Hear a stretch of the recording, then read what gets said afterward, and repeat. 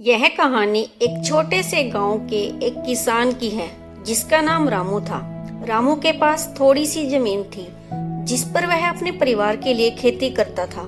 एक दिन मोहन को पता चला कि गांव के लोग शहर जाकर बड़ा पैसा कमा रहे हैं। उसने भी सोचा कि अगर वह भी शहर जाए तो उसकी किस्मत भी बदल सकती है।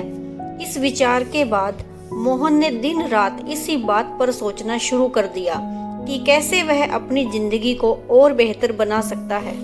और वह अपने खेत में काम करने की बजाय हर दिन इस बात पर सोचता रहता कि शहर जाकर उसे क्या करना चाहिए।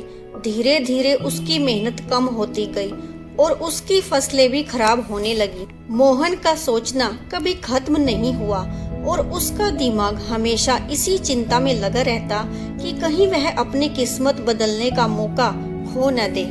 कुछ समय के बाद उसके खेतों की हालत इतनी खराब हो गई कि अब वो बड़ी मुश्किल से ही अपने परिवार का पेट भर पा रहा था। एक दिन गांव के एक बुजुर्ग ने मोहन से कहा, बेटा, सोचना अच्छी बात है लेकिन हर चीज की एक हद होती है। अगर तुम इतना सोचोगे और काम नहीं करोगे तो तुम्हारा भविष्य अंधेरे में ही रहेगा। सोच को हमेशा मेहनत के साथ जोड़ना चाहिए। मोहन को बात समझ में आ गई। उसने धीरे धीरे अपने पुराने जीवन में लौटने का फैसला किया और मेहनत के साथ खेतों में काम करने लगा। कुछ ही महीनों में उसकी फसल फिर से अच्छी होने लगी और उसका परिवार खुशहाल जीवन जीने लगा।